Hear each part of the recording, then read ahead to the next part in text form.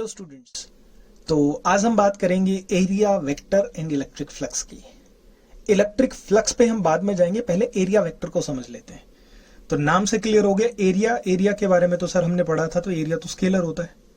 अच्छा, area scalar क्यों होता है? इसलिए एरिया स्केलर होता है क्योंकि उसके पास लंबाई और चौड़ाई दोनों होती है, यानी लेंथ और ब्रेड्थ दोनों होते हैं। जैसे आप जो पेपर देख रहे हैं, ये इसकी लेंथ है और वो उसकी ब्रेड्थ है, तो यानी इसमें लेंथ और ब्रेड्थ दोनों हो गए, तो ये तो स्केलर हो गया, है ना। क्योंकि वेक्टर की तो एक पर्टिकुलर डायरेक्शन होती है, तो उसकी तो डायरेक्शन के बारे में आप कुछ कह ही नहीं सकते। बिल्कुल सही है। लेकिन अगर आप इसी क्वेश्चन का जवाब देखें तो देखिए बेटा, ये जो प्लेन आपको दिख रहा है, इससे बाहर की तरफ जो थंब मेरा दिखाई दे रहा है, वो डायरेक्शन को इंडिकेट कर आउटवर्ड, ऐसे एग्जैक्टली और इस प्लेन के इनवर्ड, यानी आपकी ये डायरेक्शन है। तो यानी यहां पर आपके इस प्लेन में बेटा दो एक्सेस होते हैं। जैसे यहां है एक एक्स एक्सेस ये है, और वाई एक्सेस आप उसको नॉर्मली ऐसे इंडिकेट कर देते हैं। तो एक प्लेन में या तो डायरेक्शन बाहर होगी या अंदर होगी, हम दो ही तरह की डायरेक्शन बोल सकते हैं ना। तो हमेशा आपको बाई कन्वेंशन ध्यान रखना है, ले आप कोई भी सकते हो, लेकिन हम नॉर्मली डायरेक्शन को आउटवर्ड कंसीडर करके चलते हैं, यानी बाहर की तरफ कंसीडर करके चलते हैं। तो अब आपको आई होप समझ में आया होगा कि एरिया वेक्टर क्या है। एरिया वेक्टर मतलब किसी भी प्लेन के परपेंडिकुलरली बाहर की तरफ निकलने वाला एरो है। ओके, आप अपने रूम में बैठे हैं, छत की तरफ देखें, पंखा लगा हुआ होगा, पंखे की डायरेक्शन जो है, फैन की डायरेक्शन वो नीचे की तरफ है, तो आप समझिए वो एक एरिया वेक्टर, उसका जो रोड है वो एक एरिया वेक्टर है। Okay fine. आप किसी दीवार पे देखें, कोई बाहर की तरफ निकलता हुआ एरो होगा, मान लो आप कैलेंडर लगाते हैं या कोई ऐसी जगह कोई चीज लगा रखी है आपने, उसकी डायरेक्शन बाहर की तरफ निकले, वो एक एरिया वेक्टर है। तो एरिया वेक्टर समझ में आया, किसी भी दीवार से बाहर की तरफ निकलने वाली लाइन, निकलने वाला पॉइंट, वो एक एरिया वेक्टर रहेगा। ध्यान रहा, समझ आया? ओके, अब हम देखते हैं टाइप्स ऑफ एरिया क्या है। सर दो तरह के एरियाज होते हैं, एक होता है ओपन और एक होता है क्लोज। बिल्कुल सही है। ओपन में लिख रखा है मैंने स्क्वायर, रेक्टेंगल और डिस्क, समझ गए होंगे आप। ये खुला एरिया है, जैसे आपका शीट है, this is also kind of open area. Closed area क्या है? स्फीयर क्लोज्ड है, बंद है, क्यूब बंद है, कॉन बंद है, इस तरह के बहुत सारे एरिया। तो ओपन और क्लोज दो तरह के एरियाज होते हैं, लेकिन हमेशा ध्यान रखना एरिया वेक्टर सरफेस के परपेंडिकुलर होते हैं। सरफेस के परपेंडिकुलर समझ रहे हो, ये प्लेन है, इसके परपेंडिकुलर होगा ऐसे, ये एरिया वेक्टर रहेगा, राइट? ओके, अब हम एक वर्ड यूज करते हैं जिसको हम बोलते हैं इलेक्ट्रिक फ्लक्स। क्या बोलते हैं हम? Electric flux. इलेक्ट्रिक का मतलब चार्ज है, और फ्लक्स का मतलब तो आप बहुत अच्छे से जानते हैं। फ्लक्स का मतलब ई फ्लक्स आपने बाहर पढ़ा है। ई फ्लक्स ना हाइड्रोडायनेमिक्स में पढ़ा है हमने, कि कोई पानी का बाहर निकलना है ना, वाटर फ्लक्स बोलते थे हम उसमें। ओके, अब हम बात करेंगे इलेक्ट्रिक फ्लक्स क्या है, यानी इलेक्ट्रिक फील्ड का बाहर निकलना। तो आप सिंपल एक कंसेप्ट लें। आप अपना, जब आपकी मॉर्निंग होती है, सुबह होती है, तो हम क्या करते हैं? सबसे पहले विंडो खोलते हैं, देखते हैं भाई सन, सूर्यदेव आए कि नहीं आए। तो sun is the ultimate source of energy, वो भी इलेक्ट्रोमैग्नेटिक वेव करता है, वो भी इलेक्ट्रिक फील्ड बनाता है। बहुत बढ़िया, ठीक है। अब देखिए, जब आप अपनी विंडो खोलते हो तो विंडो से सनलाइट अंदर आती है, तो वो है इलेक्ट्रिक फ्लक्स, वो है इलेक्ट्रिक फ्लक्स। गर्मियों के दिनों में आप क्या देखते हैं? भैया बहुत जबरदस्त तरीके से धूप अंदर आ रही है, ऐसा देखते हैं ना, तो मतलब इलेक्ट्रिक फ्लक्स बहुत ज्यादा है, इंटेंसिटी अच्छी है, तगड़ी है, जबरदस्त है। लेकिन अब वही सर्दियों के दिनों में देखते हैं तो कंपैरेटिवली कम, क्योंकि इंटेंसिटी कम रहती है। तो अल्टीमेट जो आपका सन है वो एक चार्ज है, जो आपकी सनलाइट है वो इलेक्ट्रिक फील्ड लाइन से, राइट? तो इलेक्ट्रिक फील्ड लाइंस किस बात पे डिपेंड करती हैं, आप इस बात पे हम बात करेंगे। आई होप ये चीज आपको फ्लक्स का कंसेप्ट थोड़ा बहुत क्लियर हुआ होगा, है ना। इलेक्ट्रिक फील्ड लाइंस एंटरिंग, अगर सनलाइट किसी सरफेस पे एंटर कर रही है, किसी में आ रही है, तो मतलब इलेक्ट्रिक फ्लक्स कहलाता है वो। ओके, इलेक्ट्रिक फ्लक्स को थोड़े और डिफरेंट तरीके से समझते हैं। मान लीजिए हमारा घर है और ये एक छोटी सी विंडो है, सूर्य देवता यहाँ से हैं, इलेक्ट्रिक फील्ड लाइंस मतलब सनलाइट इसमें आ रही है कंटिन्यूसली, ठीक है जी, पहुंच रही है। ओके, अब मान लो आपने अपनी विंडो को ऐसे कर दिया, है ना, सूर्यदेव इधर है तो सीधे आ रही है, ठीक है। अब मान लो आपने अपना, या आपका दूसरा कमरा है, कोई रूम है, उसमें विंडो उधर है, दिख रही है, ये विंडो है और यहाँ आ रही है, सनलाइट आएगी? नहीं आएगी सर, बिल्कुल नहीं आएगी। यहाँ पर बिल्कुल नहीं आएगी सर, यहाँ पर बिल्कुल नहीं आएगी सर, यहाँ पे सर आएगी, यहाँ पे कुछ आएगी, यहाँ पे। तो हम इस पे बात करेंगे। आप समझिए कि सनलाइट यानी कितनी एंटर करती है, that is called electric flux. Okay, अब देखिए मैंने आपको क्या बताया था, हमेशा अब जैसे इस सरफेस का एरिया वेक्टर देखे तो बेटा this is a kind of, जो मेरा स्केच पेन है, this is a kind of area vector, यहाँ का एरिया वेक्टर है, राइट? अब देखिए इसको अंडरस्टैंड करने के लिए हम क्या करते हैं, डायरेक्ट ना रटने की कोशिश करें। ई डॉट डी एस होता है फ्लक्स, ई नहीं, वो होता क्यों है ये देखिए। अब देखिए मैंने एक छोटा सा रेप्लिका यहाँ रखा है, राइट? तो इसका एरिया वेक्टर आपको दिख गया होगा, ds एक एरिया वेक्टर है। या इसका छोटा सा एक रिजल्ट देखना चाहे तो बेटा ये देखिए, ये ds जो स्केच दिख रहा है, जो आपको ये नियॉन कलर का स्केच दिख रहा है, ये कैप दिख रही है, ये एरिया वेक्टर है, राइट। एरिया वेक्टर क्यों है? क्यों? अच्छा, अगर ऐसा सीधा होता तो सीधे होता, लेकिन ये हल्का सा टिल्ट कर दिया मैंने, तो ये ऐसा दिख गया एरिया वेक्टर, ये एरिया वेक्टर है, राइट। अब इलेक्ट्रिक फील्ड कौन सी लाइन है? देखो ये नीचे इलेक्ट्रिक फील्ड जा रही है और ये एरिया वेक्टर है। तो इलेक्ट्रिक फील्ड और एरिया वेक्टर के बीच में एंगल कितना बन रहा है बेटा? थीटा बन रहा है। ओके, यहां देखो ये हिस्सा ds है, तो यहां पर ये एंगल थीटा है, तो ds को रिजॉल्व किया मैंने, तो ये क्या हो गया? ds cos थीटा, और ये हो गया ds sin थीटा। अब इलेक्ट्रिक फील्ड के साथ कौन सा कंपोनेंट निकल रहा है? ds cos theta. मतलब इलेक्ट्रिक फील्ड कौन से एरिया में से निकल रही है? कौन से कंपोनेंट से निकल रही है बेटा? ds cos theta. ds sin theta से तो नहीं निकल रही, क्यों? आप देख लो बेशक, ये है ना। अगर इलेक्ट्रिक फील्ड भी एंटर करेंगे तो कहां से? इसी से एंटर करेंगे ना, ऊपर वाले कंपोनेंट पे, तो वो तो कैंसिल ही हो गया, खत्म ही हो गया, क्योंकि तो सरफेस पे। तो अब मैं देखिए, अगर मैं इलेक्ट्रिक फ्लक्स लिखूं, इसको तो फाई ई से लिखा जाता है, राइट। तो सिंपल सी बात है, ई तो ये रहा और ds cos थीटा ये रहा। ये क्या हो गया बेटा? इलेक्ट्रिक फ्लक्स हो गया। लेकिन नहीं, अब सर हम तो हमें तो स्टेटमेंट भी चाहिए। चलो, the number of electric field lines passing through the area vector. आप अपने, मैं लैंग्वेज या स्टेटमेंट नहीं लिख रहा बेटा, आप अपने साथ साथ नोट कर रहे होंगे तो लिख लेंगे, the number of electric field lines passing through the area vector, ये कहलाता है इलेक्ट्रिक फ्लक्स। ओके, तो सर ये क्या है? ये इलेक्ट्रिक फील्ड है। ये क्या है? ये एरिया वेक्टर है। और ये क्या है? थीटा। ये थीटा किस किस के बीच में बनेगा? यानी एंगल किस किस के बीच में बनेगा? ये बनेगा इलेक्ट्रिक फील्ड एंड ds का मतलब एरिया वेक्टर। एरिया वेक्टर क्या होता है? एरिया वेक्टर हमेशा प्लेन के परपेंडिकुलर होता है। फॉर एग्जांपल मेरी हथेली ये है, तो इसका एरिया वेक्टर ये स्केच होगा, राइट। समझ आ गया? तो ओके, देखिए, तो ये पहली कंडीशन ले ली हमने, इलेक्ट्रिक फील्ड और एरिया वेक्टर। अच्छा, इस कंडीशन में बताइए फ्लक्स क्या होगा? इस कंडीशन में फ्लक्स क्या होगा? तो मान लो ऐसे है, मैं वही कंडीशन फिर से ले लेता हूं। देखिए, ये है, ये स्केच है, ये तो है इलेक्ट्रिक फील्ड, राइट। और ये जो नियॉन कलर का जो छोटा सा पोर्शन दिख रहा है, ये है एरिया वेक्टर, राइट। तो दोनों के बीच में एंगल क्या है बेटा? पहले केस की बात कर रहा हूं मैं, तो दोनों के बीच में एंगल कितना है? 0 है ना। तो यहां पर फ्लक्स क्या हो गया? Phi is equal to E ds cos 0। cos 0 आप सबको पता है, cos 0 कितना होता है? 1। तो इलेक्ट्रिक फ्लक्स क्या हो गया बेटा? ई ds हो गया, ये इलेक्ट्रिक फ्लक्स हो गया। समझे? ओके, अब देखिए दूसरी कंडीशन हो गई हमारी। तीसरी कंडीशन देख लीजिए। तीसरी कंडीशन भी लगभग वैसी है। मैं एंगल के बारे में मैंने यहां बात कर ली, तो हम ई ds cos थीटा लिखते हैं यहां पर, है ना। और ये क्या है बेटा? ये एरिया वेक्टर और इलेक्ट्रिक फील्ड। तो थीटा कितना होगा दोनों के बीच में? 0। तो फ्लक्स क्या हो गया बेटा? ई ds हो गया। ये हमारा इलेक्ट्रिक फ्लक्स हुआ। ओके, अब देखिए क्या करते हैं। हमने ये किया कि भाई अगर मेरे पास एक प्लेन है, ये रहा कुछ इस तरह से, ये मैंने नेक्स्ट केस की बात कर ली। तो देखिए, ये एक रेक्टेंगुलर शीट है, तो रेक्टेंगुलर शीट है सर, ये बिल्कुल ठीक है। ये इस शीट के ये होल ऊपर की तरफ दिख रहा है, तो ये एरिया वेक्टर हो गया, राइट। इलेक्ट्रिक फील्ड मेरी फिंगर है, ये जो डायरेक्शन ऑफ फील्ड है ये है। तो देखिए, ds ऊपर की तरफ गया, ग्रीन वाली कलर यानी एक प्लेन की शीट का ये परपेंडिकुलर हिस्सा दिख रहा है आपको, ये एरिया वेक्टर है, ये स्केच। और इलेक्ट्रिक फील्ड कुछ इस तरह से एंटर कर रही है, ये वाली। तो what is the angle between the sketch and my finger? This is 90 degree. मतलब यहां पर क्या हो गया? थीटा कितना बेटा? 90 डिग्री। तो फ्लक्स क्या हो गया? 0। क्यों? क्योंकि cos 90 कितना हो गया? और देखो, और भी बहुत सिंपल सा, ये कोई ऐसा नहीं है कि मैं या आप हम इसको मैथमेटिकली अंडरस्टैंड करें, नहीं बेटा, ऐसा नहीं है। देखिए, अगर ये मान लो ये विंडो है ना, और ये कोई कंडीशन है, अगर यहां से मान लो सनलाइट आती है, तो बेटा यहां तो एंट्री नहीं करेगी ना। क्या करेगी? नहीं करेगी सर। अगर मान लो यहां सन है और सन से सनलाइट आ रही है, तो ये देखो मैक्सिमम सनलाइट एंटर करेगी, मतलब मैक्सिमम फ्लक्स होगा। ये रहा, था ना। अगर आपने ऐसे कर दिया है ना, आपकी विंडो मान लो ऊपर है, या आपकी विंडो ऊपर है, इधर ऊपर की तरफ है, ऐसे है ना, और यहां से सनलाइट आ रही है, तो बेटा एक भी सनलाइट का कोई भी हिस्सा एंटर नहीं करेगा। रीजन क्यों? मैथमेटिकली आपने समझा, एरिया वेक्टर तो ऊपर है, एरिया वेक्टर ऊपर है, और ये जो मेरे फिंगर है ये इलेक्ट्रिक फील्ड की डायरेक्शन है। तो एंगल कितना हो गया बेटा? 90 डिग्री। तो अगर ऐसे है, ऊपर की तरफ है, तो हमारे पास फ्लक्स 0, यहां पर फ्लक्स मैक्सिमम। और किसी एंगल पे है तो एंगल का तो हमने निकाली। तो बहुत इंपॉर्टेंट पॉइंट थे ये। इन्हीं से रिलेटेड हम कुछ बेसिक डिस्कशन करेंगे अबाउट द क्लोज सर्फेसेस। अब देखिए सर, हमारे पास एक और आ गया, हमारे पास ये है एक क्यूब, और इस क्यूब के एरिया वेक्टर कहाँ होंगे? देखो मैं तो ये कहता हूँ इस फेस है ना, इस फेस का क्यूब बहुत बड़ा इंपॉर्टेंट रोल प्ले करने वाला है आपके केस में। ये ऊपर रहा, इससे बाहर।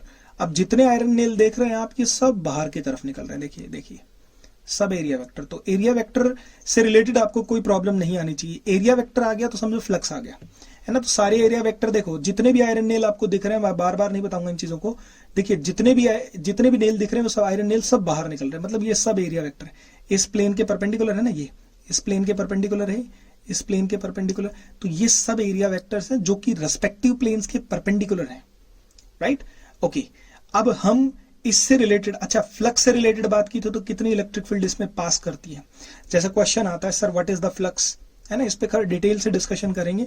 तो इलेक्ट्रिक फील्ड लाइन इसमें एंटर करती है, that is kind of flux for this surface only. अच्छा, अब आप एक अपनी समझ से बताइए कि यहां से इलेक्ट्रिक फील्ड लाइंस आएंगी, मेरी 3 फिंगर्स हैं, इलेक्ट्रिक फील्ड है, राइट, जैसे आजकल रामायण में दिखाया जा रहा है ना। ये फील्ड लाइंस है, 3 फील्ड लाइंस है। तो जैसे ही फील्ड लाइन एंटर करती है तो फ्लक्स किसके लिए? इस सरफेस के लिए।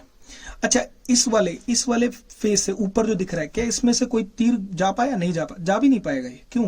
क्योंकि क्या, ये तो बहुत ज्यादा छोटा, बहुत ज्यादा पतला हिस्सा है। तो इलेक्ट्रिक फ्लक्स सिर्फ इस हिस्से का होगा और इस हिस्से का होगा, है ना। बहुत इंपॉर्टेंट प्रॉब्लम्स करने वाले हैं हम इस पे। अब देखिए आप इसमें विजुअलाइज कर सकते हैं, अगर मैंने यहाँ पर तीर डाले हैं यहाँ पर, तो इधर का फ्लक्स होगा, केवल इधर का होगा। क्या इस तरफ का होगा? नहीं होगा सर। क्यों? क्योंकि यहां से तो कुछ पास ही नहीं कर रहा। क्या इधर का होगा? नहीं होगा सर। इधर का होगा? नहीं होगा सर। इधर का होगा? नहीं होगा सर। मतलब क्या? तो इलेक्ट्रिक फ्लक्स इधर और इधर, इन 2 सरफेसेस का होगा, बस इधर का और इधर का। अच्छा क्वेश्चन, सर मैथमेटिकली जानना चाहता हूं मैं, ठीक है। अब देखिए इलेक्ट्रिक फील्ड लाइंस, ये मेरा फिंगर है, इस सरफेस का एंगल कितना है बेटा? ये जो फिंगर है इलेक्ट्रिक फील्ड है, और ये आयरन नेल है, 90 डिग्री एंगल, cos 90 0। इधर का देख लो सर, ये एरिया वेक्टर है, इलेक्ट्रिक फील्ड एंगल कितना हो गया? 90, खत्म। इधर का electric field area vector 90 degree, नीचे का ये रहा, है ना। तो इलेक्ट्रिक फील्ड और ये नीचे का एरिया वेक्टर, तो एंगल 90 डिग्री, खत्म। यानी इधर और इधर ही रहेगा फ्लक्स, ध्यान रहे इस बात का, राइट। आई होप आपको open surfaces, close surfaces, area vector बहुत आराम से समझ में आ गया होगा। अगर हम इसके बारे में थोड़ी सी डिटेल्स और जाने तो देखिए इलेक्ट्रिक फ्लक्स क्या लिखते हैं बेटा? इलेक्ट्रिक फ्लक्स न्यूटन पर कूलम हो गया ना, और इसको क्या लिखेंगे? Metre square. तो न्यूटन पर कूलम मीटर स्क्वायर। क्वेश्चन आता है इलेक्ट्रिक फ्लक्स कैसे क्वांटिटी है सर? तो आप बताएंगे इलेक्ट्रिक फ्लक्स एक स्केलर क्वांटिटी है। क्यों? क्योंकि एक डॉट प्रोडक्ट है, और डॉट प्रोडक्ट किस किस का है? E dot D S. तो डॉट प्रोडक्ट हमेशा क्या होता है? स्केलर। तो ये स्केलर क्वांटिटी है, राइट। ओके, अब क्वेश्चन आता है कि अगर हम इसका डायमेंशन फॉर्मूला लिखें तो कैसे लिख सकते हैं? अगर डायमेंशन फॉर्मूला लिखना पड़े तो फाई ई क्या लिखते हैं बेटा? E dot D S into cos theta, तो कर होता नहीं। इलेक्ट्रिक फील्ड क्या लिखते हैं बेटा? फोर्स अपॉन चार्ज, और ये हो गया डी एस। फोर्स का तो अपने को पता है एम एल टी माइनस 2, ठीक है। चार्ज का क्या हो गया? A T. और डी एस यानी एरिया का क्या हो गया? एरिया होता है D S, surface area. Okay, तो डी एस को क्या लिखूंगा मैं? L2, ठीक है। तो इसको एक्सप्लेन करें, फाई ई का डायमेंशन फॉर्मूला, तो यहां लिखा मैंने M L3 T minus 3 A minus 1। क्यों? M तो है, L2 और L1, L3, T माइनस 2 है, ऊपर गया तो माइनस 3 हो गया, और माइनस ए, ये डायमेंशन फॉर्मूला। तो ये आपके पास कंप्लीट इन्फॉर्मेशन आ गई about the area vector and electric flux के बारे में। देखिए बेटा, यहाँ पर मैंने टाइप्स ऑफ सर्फेसेस के एग्जाम्पल लिए हैं 2। ये ओपन सरफेस और क्लोज सरफेस के परफेक्ट एग्जाम्पल्स हैं। ये एक मेरे पास वुडन पीस है, और उसमें मैंने कुछ आयरन नेल लगा रखी है। जो आयरन नेल है वो बेटा एरिया वेक्टर्स को रिप्रेजेंट कर रही है। क्या बता रही है? एरिया वेक्टर को। ये सब एरिया वेक्टर हैं। देखिए ऑलमोस्ट पैरेलल, ऑलमोस्ट परपेंडिकुलर है, और ये हमारे पास क्लोज सरफेस है ना। चलो क्लोज सरफेस के बारे में बाद में बात करते हैं, पहले इसके केसेस देख लेते हैं। आप थोड़ा बहुत इसके साथ विजुअलाइज भी कर पाएंगे चीजों को। देखिए ये आपके पास एक सरफेस है, और सरफेस से परपेंडिकुलर जो आपको दिख रही है ये सब आयरन नेल्स है, राइट। तो इसका मतलब एक बात अपनी नोटबुक में लिख लें, चाहे जब फ्लक्स चैप्टर स्टार्ट हुआ है उसके टॉप हिस्से पे लिख लें कि एरिया वेक्टर हमेशा परपेंडिकुलर टू द सरफेस होता है, सरफेस के परपेंडिकुलर होता है एरिया वेक्टर। आई होप लिख लिया होगा आपने ये। तो ये सब एरिया वेक्टर है। अब देखिए मैं पहला वाला केस डिस्कस कर रहा हूं, तो मैंने कुछ हिस्से में कुछ इस तरह से रखा है ये। तो ये मेरी एक शीट है, और ये देखिए ये कुछ इस तरह से है ना। तो आप देख पाएंगे ये जो हिस्सा, ये जो लाइन फील्ड लाइंस है और ये है एरिया वेक्टर। फील्ड और लाइंस और एरिया वेक्टर बेटा दोनों पैरेलल है, तो एंगल कितना हो गया, 0 हो गया, राइट। अब देखिए क्वेश्चन ना यहाँ पे ऐसे भी पूछा जाता है इनडायरेक्टली आपसे कि electric field line perpendicular to the plane enter करती है। कैसे एंटर करती है, परपेंडिकुलर टू द प्लेन। जैसे ये परपेंडिकुलर टू द प्लेन है, लेकिन अपने को एंगल किस किस के बीच में देखना बेटा, यहां देखो इलेक्ट्रिक फील्ड और एरिया। इलेक्ट्रिक फील्ड का तो ये है, एरिया वेक्टर आयरन नेल से, तो दोनों के बीच में एंगल कितना हो गया, 0। बस ये ध्यान रखना है आपको, ये चीज देखनी है बस। आइए यहां पर देखिए, यहां पर मैं उसको हल्का सा टिल्ट करके रख देता हूं।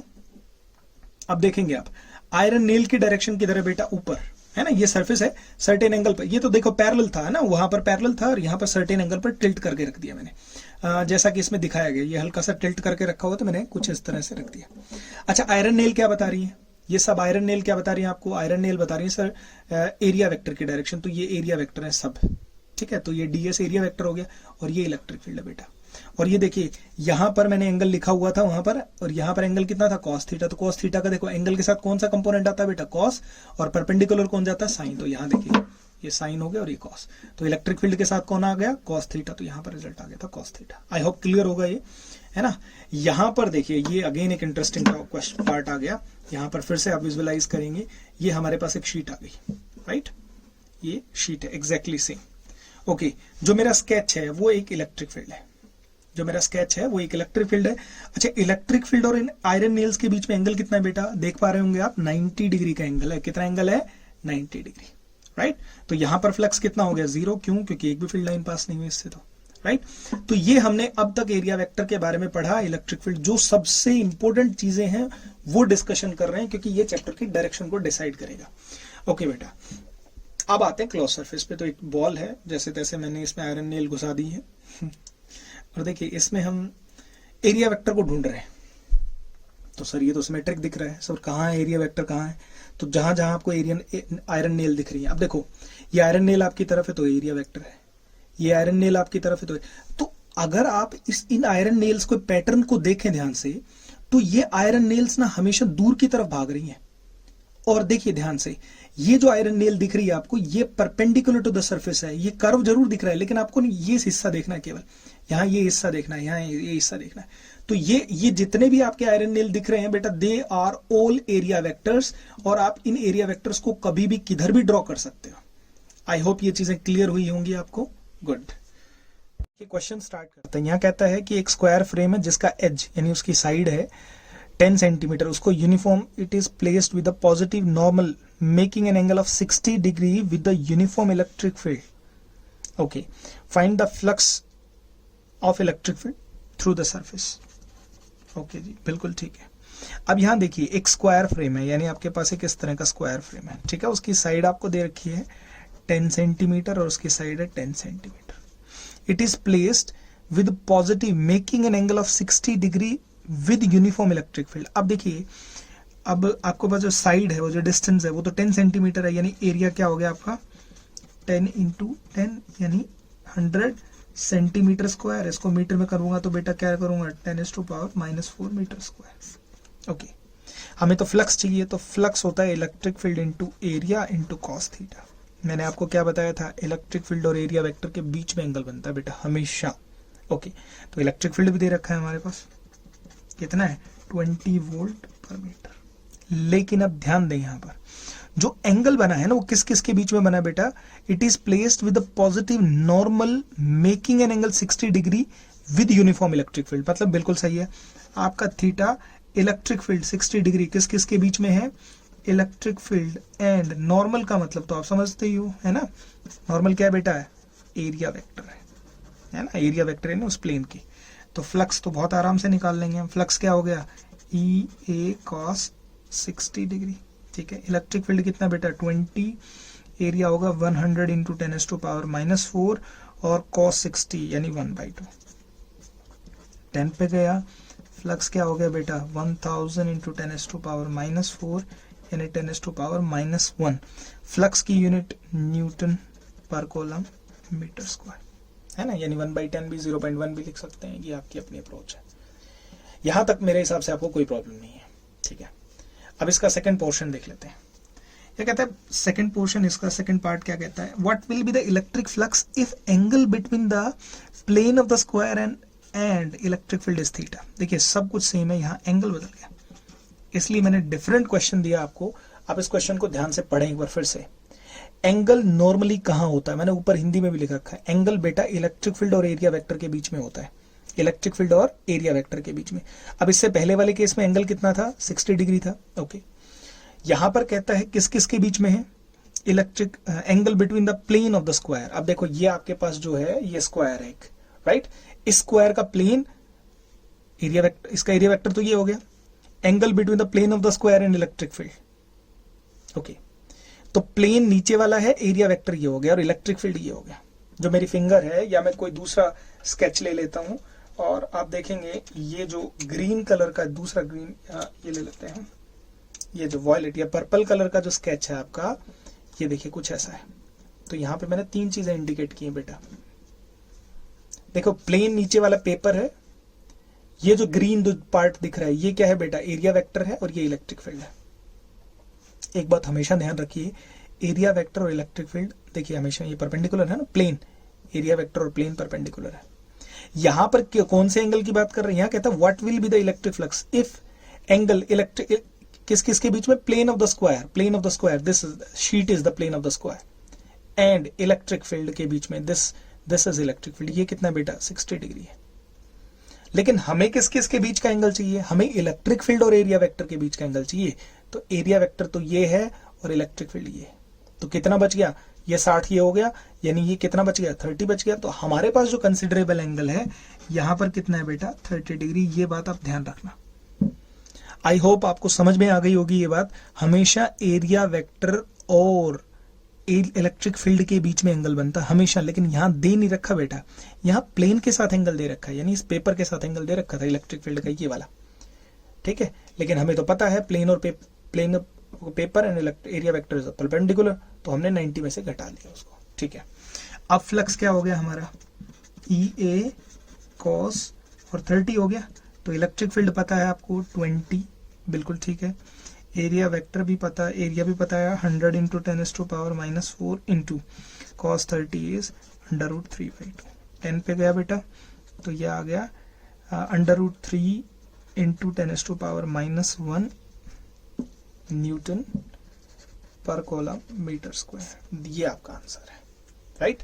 इस सेकंड वाले क्वेश्चन को एक बार दोबारा से जो मैंने बोला है आप उसको हिंदी में लिख लेना, क्योंकि आपको ना कंफ्यूज करने के लिए क्वेश्चन देगा ही देगा, ये बात समझ लीजिए आप। तो इस बात में हमने क्या सीखा, ये देखिए हमने सीखा कि angle between the plane of the square and electric field के बीच में 60 डिग्री का एंगल था, है ना। तो प्लेन नीचे वाला है और ये इलेक्ट्रिक फील्ड था, तो ये 60 था, लेकिन हमें तो चाहिए था ये, है ना, इन दोनों मार्कर्स के बीच का। तो 90 में से घटा दिया और आंसर मिल गया हमें। बेटा नेक्स्ट क्वेश्चन ले लेते हैं। अगेन एक इंटरेस्टिंग क्वेश्चन है, ये सब एरिया वेक्टर के क्वेश्चन है, और इन क्वेश्चंस को करने के बाद आपको समझ में आएगा एग्जैक्टली प्लेन की कंडीशन क्या है। देखिए यहाँ कहता है इलेक्ट्रिक फील्ड दे रखा है बेटा, इलेक्ट्रिक फील्ड एक्स एक्सिस और वाई एक्सिस पे है, और यहाँ ई नोट की वैल्यू भी गिवन है आपको। बोल दिया गया कि find the flux through the field of rectangular surface of area this parallel to the Y Z plane. अब एक बात लिख लीजिए अपनी नोटबुक में, जो भी प्लेन दे रखा है ना आपको, प्लेन उसके परपेंडिकुलर एरिया वेक्टर होता हमेशा। जैसे वाई जेड प्लेन है ना, एक्स वाई प्लेन है, और या एक्स वाई वाई जेड या जेड एक्स प्लेन है, ये सब प्लेन है। अब बेटा इधर जो मैं लिखूंगा ना, इधर सब एरिया वेक्टर लिखूंगा मैं। क्या लिखूंगा, ये आपके प्लेन थे और ये, मतलब आपका ना प्लेन का कोई क्वेश्चन नहीं हटकेगा, ये बात श्योर है।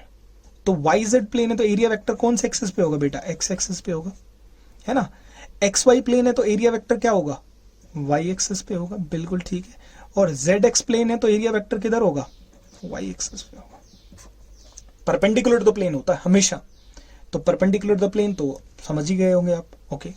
तो अब आप सोच के खुद बताइए कि parallel to the Y Z plane है, वाई जेड प्लेन के पैरेलल है आपका electric area, surface of the area parallel to the Y Z plane, यानी इलेक्ट्रिक फील्ड इसके पैरेलल है। तो अब आपका एरिया वेक्टर कौन से किधर होगा, Y Z plane, Y Z दे रखा है आपको, तो कौन सा होगा बेटा, आई कैप होगा।